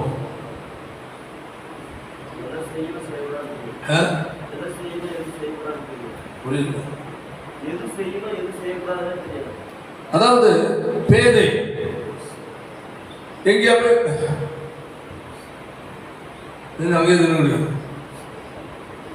தன்னுடைய வீட்டையும் மறந்துடுது, எல்லாம் சொல்றதும் இப்படி மறந்துடுறது. இந்த பேதையான புறா உட்கார்ந்து வச்சுக்கிடுங்களா புறா, அது நம்மளை பார்த்தாலும் பறக்காத. நேரமே என்ன செய்யணும்? பிடிச்சிடும். பிடிச்சால மாட்டோம். நம்ம மாட்டிட்டு நினைப்பு வராது, நம்ம மாட்டிடுவோம்னு நினைக்காது. மாட்டின போது மாட்டிட்டு அதை கேட்க அடிக்கிறது. இதான் அனைவருடைய வாழ்க்கை. பேதை நாம் சொல்வதை என்ன செய்யறதில்லை, யோசிக்கிறது இல்லை. தனக்கு நடக்க போகிறது என்பதை அவன் யோசிக்காமல் வாழ்ந்து கொண்டிருப்பான். அதாவது பேதை ஏதோ அதுக்க அண்ணன் தான் மூடன். என்னது? மூடன். மூடன் என்ன செய்வான்னா நடுக்க வாங்கிட்டு அது வர பிரச்சனை எது வந்தாலும் மூடன். மூடனுக்கு புத்தி சொன்னா புரியாது. புத்தி சொன்னா நம்ம எது புத்தி சொல்றோமோ சொல்றத திரும்பி தப்பு. அவனுக்கு பேர் என்னது? மூடன். அறிவுள்ளவன் என்ன செய்வான்னா சொல்றதுக்கு திருந்தி வாழ்வான். சொல்றதுக்கு திருந்தி வாழ்றவன் ஞானம் உள்ளவன். சொல்றத அப்பதான் சொல்லிட்டு திரும்ப அதை செய்யறான். பேர் என்னது? மூடன். வேற சொல்றது மூடனை உரல போட்டு உடற்கிற நொய்யோடு நொய் குத்துனாலும் அடி எவ்வளவு கொடுத்தாலும் தோத்திரம் திரும்பவும் என்ன செய்வான்? அந்த இதான் மூடன் இருக்கிறீங்களா? கவனம். அல்லேலூயா. அப்போ மூடன் தன் மூட புத்தியை விடணும். இவங்க நமக்கு சொல்றாங்களே இந்த ஆலோசனை முக்கியம், நம்ம அதன்படி தான் வாழணும். நம்ம மூடனை போல ஒரு மாதிரி கோமாளி மாதிரி நினைச்சு விட வாழக்கூடாது. பிறர் நம்மளை தவறு சொல்ற அளவில் வாழக்கூடாது. நம்மளை திட்டுற அளவில் நடந்து கொள்ளக்கூடாது. நம்மளை குற்றப்படுத்துற நடந்து கொள்ளக்கூடாதுன்னு ஒரு தெளிவு வேண்டும். அந்த தெளிவு அற்றவன் தான் யாரு? மூடன். பின்ன இன்னொரு சோம்பேறி. என்னது? ஆமா, இவெல்லாம் ஆனா நம்ம கூட பிறப்பாங்க. ஆமா, ஒன்னும் பேத, அடுத்தது இன்னொன்று மூடை, இன்னொன்று சோம்பேறி. ஒரு நாள் மாதிரி பேசுறேன். அல்லேலூயா. தேவனுடைய பிள்ளைகள் ஸ்தோத்திரம் பேதையான புறாவை போல் இருக்கக்கூடாது. நடக்க போறது தீமையெல்லாம் மாட்ட போறது நினைப்பு அது இருக்கக்கூடாது. அடுத்த பாருங்க 10:1 வாசி பார்க்கலாம். பலன் அற்ற திராட்சை செடி கனி கொடுக்க. அப்போ தேவன் உன்னை சபையில் நட்டிருக்கிறார் என்றாலே அல்லேலூயா, இதற்காக கனி கொடுக்க முடியாது. ஆமென். ஏதோ சொல்லுகிற தேவனோட நோக்கத்தோடு வைத்தால் தேவன் விரும்புகிற கனியாகிய பலன் கொடுக்கவில்லை. வாசிப்போம். தனக்கு தானே என்ன செய்கிறது? தன் சுய விருப்பம். என்னது? அத்தமா சொல்லு, சொந்த விருப்பம். நம்ம எவ்வளவு சொன்னாலும் அதை கீழ்படிய மாட்டாங்க. சபையில அவர்களோட ஆட்கள் உண்டு. எவ்வளவு வசனம் கேட்க, எவ்வளவு புத்தி சொல்லட்டும், அவங்க அப்படிதான் இருப்பான். அவங்களுக்கு ஒரு முறை இப்படி போனா பஸ் வருது 3000 ரூபாய் ஒதுங்க நான் போறேன். எப்பா நீ இப்படி போனேன்னா பஸ் பின்னாடி தெரிஞ்ச ஒரு மோதியில போகுதுலாம் கேட்க மாட்டாங்க. அவங்களுக்குன்னு ஒரு கோடு கழிச்சிருப்பாங்க. நாங்கள் இப்படி இது பிசாசம் எவ்வளவு எச்சரிக்கை கொடுத்தாலும் கொஞ்சம் கூட அசைய மாட்டாங்க. அவங்க போட்ட கோட்டில் தான் அவங்க வாங்குவாங்க. அதில் ஒரு பிசாசுக்கு நடத்திப்பாங்க. வசனத்தை கீழ்ப்படியணும். சத்தியத்தை கேட்கிற நீ கீழ்ப்படியவில்லை என்றால் உன்னை கத்த ஜட்ஜ்மெண்ட் நியாயம் தீர்ப்பார். உனக்கு எவ்வளவு சத்தியம் போதிக்கப்படுகிறதோ எல்லாவற்றையும் கொடுத்து உனக்கு நியாயம் தீர்ப்பார். கரெக்டா கீழ்ப்படிந்து வாழ்ந்தால் உனக்கு வாழ முடியுது. ஆண்டவர் உதவி கேட்க ஆண்டவரை கேட்டதனுடைய என்ன சொல்ல வாழ முடியல. மணி எனக்கு இறங்கு, உங்களுடைய உதவி எனக்கு தேவைன்னு சொல்லி. ஆனா துணிகரமா கேட்டுட்டு என்ன செய்யாத, துணிந்து வாழ. அடி உண்டு, கட்டாய கம்பல்சரி. வேதத்தின் உண்மையை நான் சொல்றேன், தண்டனை உண்டு, எந்த மாற்றமும் கிடையாது. ஸ்தோத்திரம். அல்லேலூயா. அவர் அதான் சொல்லப்பட்டிருக்கார். அடுத்தது அதனுடைய 12:1 வாசிப்போம். காற்றை மேய்கிறார். வயது நிரப்புமா? அப்படி என்றால் பிரயோஜனம் இல்லாததை பெற்றுக் கொள்வது, அதாவது நன்மை இல்லாததை தான் அனுபவிப்போம். காற்றை மாயை பின்பற்றுகிற இறுதி நிரந்தரம் மற்றதை பின்பற்றுவது, நன்மை கிடைக்காத ஒன்றை நம்பி ஓடுவது. அல்லேலூயா. நன்மையான காரியத்தை விட்டு விடுவது. அல்லேலூயா. இஸ்ரவேல் ஜனங்களுடைய வாழ்க்கையில் ஏற்பட்டிருக்கிற ஒரு பெரிய பிரச்சனைகளால் 14:1 சொல்லப்பட்டிருக்கிறது. கர்த்தர் வாசிப்போம். நீ திரும்பு. ஆமென். அல்லேலூயா. இந்த பேதமையை விட்டு நீ திரும்பு. மாயைய காற்றை மேய்கிற மனிதனை விட்டு நீ திரும்பு. அல்லேலூயா. அல்லேலூயா. நீ அந்நிய நுகத்தில் பிணைக்கப்பட்ட நிலையை விட்டு திரும்பு. கர்த்தர் நம்மை எச்சரிக்கிறார். அல்லேலூயா. தேவனுடைய வசனத்தை கேட்டதை கைக்கொண்டு வாழ மனதில் ஒரு திருப்பம் வரட்டும். ஆமென். அல்லேலூயா. கைகளை வைத்தாங்க சத்தமா சொல்லுவோமா? ஹalleluya. இது எங்க போய் முடிகிறது என்றாலே கர்த்தர் ஸ்தோத்திரம். ஓசியாவில் பார்க்க 13:9 வாசிப்போமாக. உனக்கு நான் கேடு உண்டாக்குறது. வசனத்துக்கு நீ கீழ்ப்படியவில்லை என்றால் கேடு யாருக்கு? உனக்கு தான். ஆமென். பேசுற ஊழியக்காரனுக்கு அல்ல. உன் வாழ்க்கையில் வருகிற தீமை எதனால்? நீ என்ன செய்து? கீழ்ப்படியாதது. வேதம் சொல்கிறது, நீ என்னிடத்துல திரும்பும் போது சிறையிருப்பை கர்த்தர் மாற்றுவார். ஆமென். பலவிதமான கட்டுகளுக்குள் வாழ்ந்து கொண்டிருக்கிற தேவனுடைய பிள்ளையே, தேவனுடைய வார்த்தையை நீ கேட்காததால், தேவ சத்தத்தை அந்நியனாய் நீ நினைத்தபடியினால் உன் வாழ்க்கையில நீ எதிர்பாராத பல தீமைகளை நீ அனுபவித்துக் கொண்டிருக்கிறாய். ஆமென். இந்த அவைகளிலிருந்து உனக்கு விடுதலை கொடுக்கிறவன் கர்த்தர் கடந்து வந்திருக்கிறார். ஆண்டவரே, நீ மகனே, நீ திரும்பு. இத்தனை ஆண்டுகளை நீ ஓடின பாதை நான் காட்டின பாதை அல்ல. ஆமென். நீ வாழ்கிற வாழ்க்கை நான் உனக்கு வைத்த வாழ்க்கை அல்ல. ஆமென். நீ அனுபவிக்கிற நன்மை நான் உனக்கு கொடுத்த நன்மை அல்ல, நீயாய் தேடிக்கொண்டது என்று கர்த்தர் திரும்ப சொல்லுகிறார். உனக்காக கர்த்தர் நியமித்த ஒரு பாதை இருக்கிறது. கர்த்தருக்கு ஆயத்தப்படுத்த ஒரு பாதை இருக்கிறது. அந்த பாதை அடையாளத்தை கண்டுகொண்டு மனம் திரும்பும் போது ஆமென், கர்த்தரோடு கூட இருப்பதை அவர் திட்டங்களை நிரூபிப்பார் என்று கர்த்தர் சொல்கிறார். ஹல்லேலூயா. நீ உனக்கு நீயே கேடு உண்டாக்கி கொண்டு சபைக்கு வருகிறேனே, ஆராதிக்கிறேனே, காணிக்கை கொடுக்கிறேனே, ஏன் எனக்கு இந்த கஷ்டம், எனக்கு இந்த வேதனை, துக்கம் என்று நீ புலம்பலாம். ஹல்லேலூயா. ஏன் சொல்லுகிறது, உனக்கு நீயே கேடு உண்டாக்கி. கர்த்தர் எச்சரித்ததை நீ கேட்கவில்லை. கர்த்தரோடு பேசுவதை அந்நிய காரியம் அதை எடுத்துக்கொண்டாய். கர்த்தரோடு இடைப்பட்ட காரியத்தை நீ பொருட்படுத்தவில்லை. பலமுறை உன்னோடு பேசியும் அதற்கு நீ செவி கொடுக்கவில்லை. அதனால் அதிக தூரம் வந்து விட்டாய். இன்றைக்கு உன் வாழ்க்கையில பலவிதமான தீமையை சந்தித்துக் கொண்டிருக்கிறார், பலவிதமான வேதனை சந்தித்துக் கொண்டிருக்கிறார். கர்த்தர் சொல்லுகிறார், நீ என்னிடத்தில் நீ திரும்புவது. கர்த்தர் சொல்லுகிறார். ஆமென். என்னிடத்தில் திரும்பு. ஆமென். என்னிடத்தில் உனக்கு சகாயம் உண்டு என்று வேதம் சொல்லுகிறது. ஆமென்.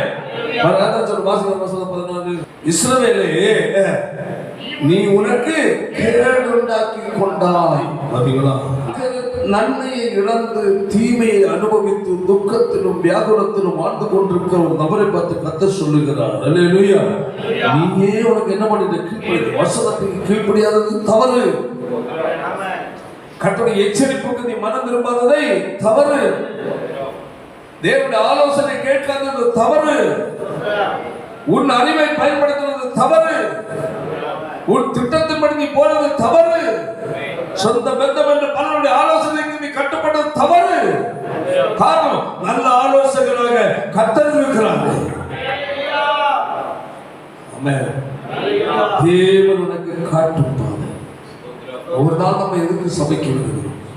ஒவ்வொரு முறை நாம் வரும்போது கர்த்தர் நம்மோடு ஏதாவது ஒரு வழியில் கர்த்தர் பேசுகிறார். நேற்று மட்டுமல்ல, சனிக்கிழமை வரும்போது பேசுகிறார், ஞாயிற்றுக்கிழமை பேசுகிறார், செவ்வாய்க்கிழமை பேசுகிறார். ஆமென். பலதனை நம்மளோட பேசுகிறார். கேட்ட வசனங்களா இருக்கலாம், அன்று நம்மளோட அவர் பேசுகிற ஒரு வார்த்தை. ஆமென். பல முறை கேட்டதா இருக்கும், பல முறை பழக்கமான வசனமா இருக்கும்.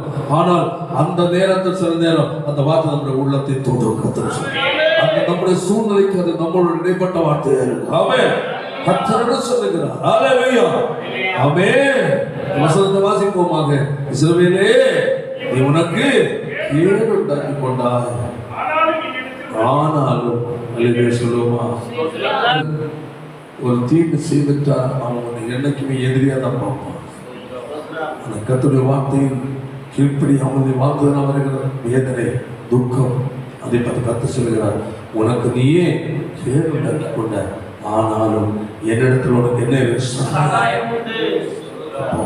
எத்தனை வருஷமானாலும் கர்த்தர் உனக்கு அற்புதம் செய்ய அவர் காத்திருக்கிறார். எத்தனை வருஷமானாலும் உன்னை மன்னித்து ஏற்றுக்கொள்ள அவர் காத்திருக்கிறார். எத்தனை வருஷமானாலும் இன்னொரு புதிய காரியம் செய்ய அவர் காத்திருக்கிறார். ஒன்று மட்டும், நீ அவரிடத்தில் நீ திரும்பு என்று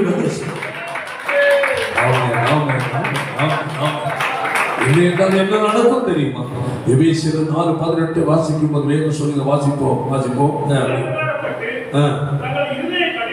இருதய கடினத்தினால் அறியாமையினாலே ஜீவனுக்கு யாராய் மாறினா அந்நியராய் மாறிவிட்டார். எவ்வளவு பெரிய பிரச்சனை! சத்தமா சொல்ல வாயத்தன. ஹல்லேலூயா. தேவனுடைய பிள்ளைகள் புரிந்து கொள்ள வேண்டும். ஆமென். வாசிக்கும் ஒரு முறை கூட அவர்கள் புத்தியில் அந்தகாரப்பட்டு என்ன ஆச்சு? புத்தி. அதாவது நல்ல கவனிங்க, வசனம் பேச பேச அதற்கு செவி சாய்க்காமல் இருதயத்தை கடினப்படுத்தி நான் இப்படிதான் வாழுவேன் என்ற ஒரு தீர்மானத்தில் நீ வாழ்ந்து கொண்டிருப்பாய் என்றால் உன் புத்தி என்ன பண்றோம்? அந்தகாரப்பட்டு. புரியுதா? சொல்ற புரியுதா? ரட்சிக்கப்பட்ட தொடக்க நாட்கள்ல கர்த்தருடைய வார்த்தை அப்படியே கடந்து வருவது அப்படி கப்பல் பிடிச்சு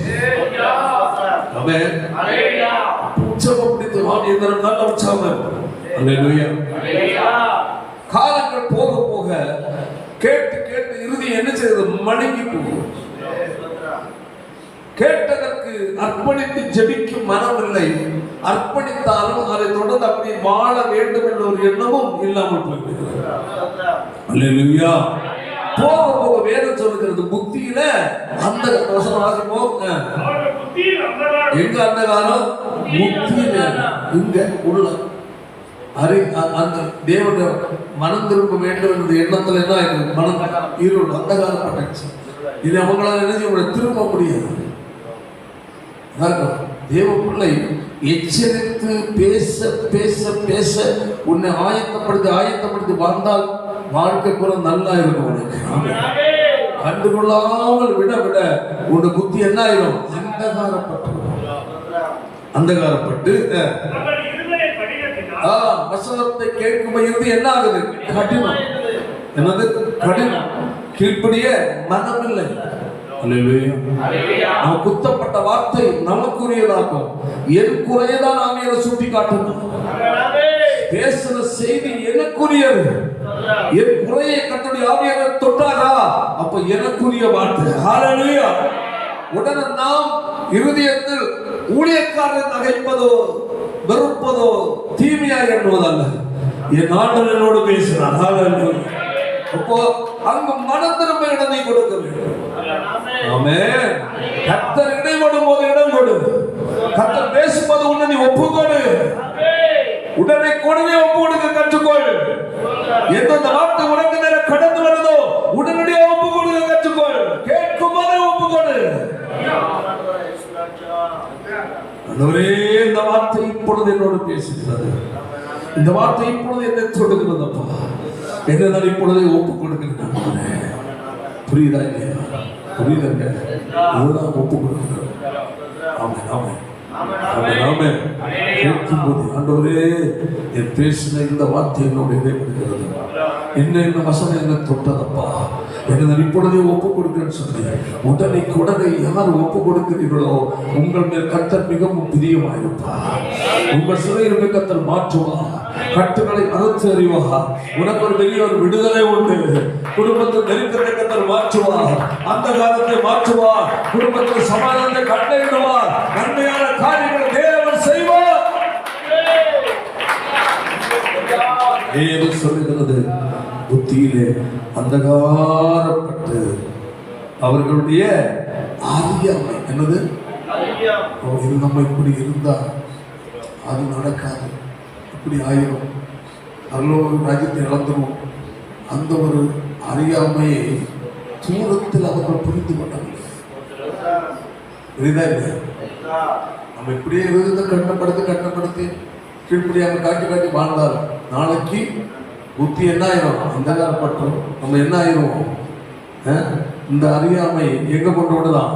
தேவனுடைய ஜீவனுக்கு. எதற்கு? தேவனோட நெருக்கத்தில் துரத்தப்படுகிறோம், அகற்றப்படுகிறோம், தேவ ராஜ்யத்திற்கு கடந்து போகிறோம். அதாவது நம்முடைய அறியாமை எங்க கொண்டு தேவனுடைய ஜீவனுக்கு அந்நியம். பெற்றுக்கொண்ட ரட்சிப்பை இழந்து விடுகிறோம். நித்திய ஜீவனையும் நான் அவங்களுக்கு என்ன உண்டாயிருக்கு? ஜீவன் உண்டாயிருக்கு. அந்த ஜீவன் பரிபூர்ண படனம் என்னாலே நீ தேவனுடைய எச்சரிப்புக்கு கீழ்ப்படியவில்லை என்றால் எங்க வந்துடும்? இறுதி அந்தகாரம். அந்த ஜீவன் இழக்கப்படும். பரலோகத்தையும் இழக்கப்படும். நித்திய ஜீவன் எவ்வளவு பெரிய கர்த்தருக்கு சொல்லுகிறார். ஹல்லேலூயா. Praise God. ஹல்லேலூயா. எல்லாம் சொல்லப்பட்டிருக்கிறது. தேவனுடைய பிள்ளைகளாகிய நம்முடைய வாழ்க்கையில் இன்னொரு தீர்மானம் எல்லாரும் முழங்கால் எல்லாரும் ஒப்புக்கொள்ளும். நல்ல பிதாவே, நல்ல வேலைக்கு நன்றி செலுத்துகிறோம். அருமையான நாளில் அங்கு கடந்து வந்து உண்மை ஆராதிக்க ஜெபிக்க உதவி செய்தீர்கள். ஆமென். கடைசியாக பேசுகிற கர்த்தருடைய வார்த்தைகளுக்கு நன்றி செலுத்துகிறோம். அறியாமையினால் என்னென்ன நிலை உண்டாகும் என்பதை நாங்கள் பார்க்கிறோம்.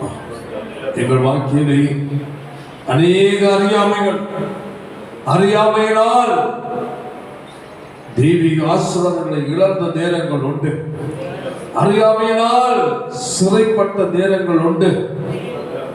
அறியாமையினால் சங்காரமாகிய இழப்புகள் ஏற்பட்ட நேரங்கள் உண்டப்பா. வேதம் சொல்லுகிறது, புத்தியின் அந்தகாரப்பட்டு தங்கள் இறுதிய கடினத்தினால் தேவனுடைய ஜீவனுக்கு அந்நியராய், அறியாமையினால் தேவனுடைய ஜீவனுக்கு அந்நியராய் மாறுங்கள் சொல்ல. அந்த நிலையில் யாரும் போய்விடாமல் கர்த்தர் பாதுகாத்தீராக. தங்கள் வாழ்க்கையை தாங்களே நிதானித்து சோதித்து பார்த்து இன்றிலிருந்து ஒரு திருப்பம் உண்டாகும்படி செய்வீராக. ஆமென். அல்லேலூயா. திருப்பம் உண்டாகும்படி செய்வீராக. தேவனுடைய கரம் செயல்படட்டும். இதோட தொடர்ந்து இடைப்படும் பேசு பெரிய மனசு இயேசுவின் மூலம் ஜெபிக்கிறோம் நல்ல பிதாவே.